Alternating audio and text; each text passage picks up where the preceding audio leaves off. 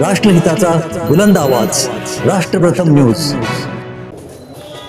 लोकसभा 2019 ची त्यांनी लढवली आणि 2019च्या निवडणुकीला वंचित बहुजन आघाडीला त्यांना उमेदवारी मिळाली। बाबासाहेब आंबेडकरांचे नातू बाळासाहेब आंबेडकर त्यांच्या प्रचारासाठी आले। त्या मंचावर सुखोबा तुमच्यापेक्षा भारी भाषा केली।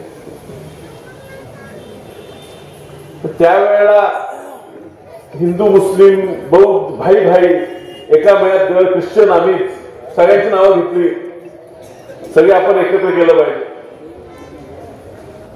आणि ही विधानसभेची निवडणूक आणि निवडणूक झाल्यावर काय ते वेगळंच बोलायला चालू केलं।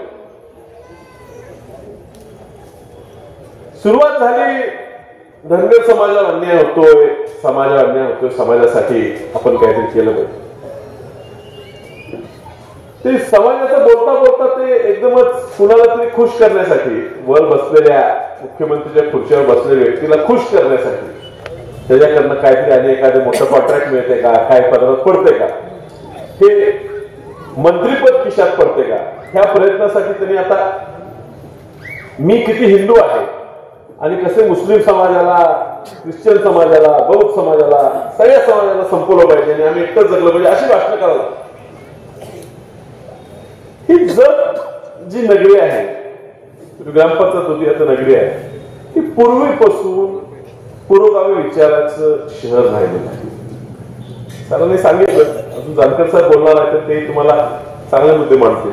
तरी सांगितलं, पूर्वी एकामेकाच्या कार्यक्रमाला जात असताना बाळा बलुतेदार सुद्धा ह्या गावात आहे, बाजारपेठेत आहे, प्रत्येक समाजाची लोक ह्या ठिकाणी राहिली।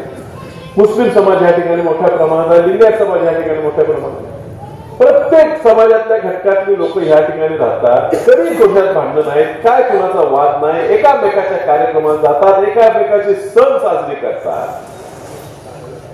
एकामेकाच्या सुखात दुःखात ही लोक आनंद साजरा करायला, दुसऱ्याचं दुःख कमी करायला भाग घेतात। अशा शहरात दुर्दैवाला असा व्यक्ती निवडून गेला की जो स्वतःच्या स्वार्थासाठी कधीही आपला विचार बदलू शकतो आणि कधीही कुणाच्याही भांडण लावू शकतो।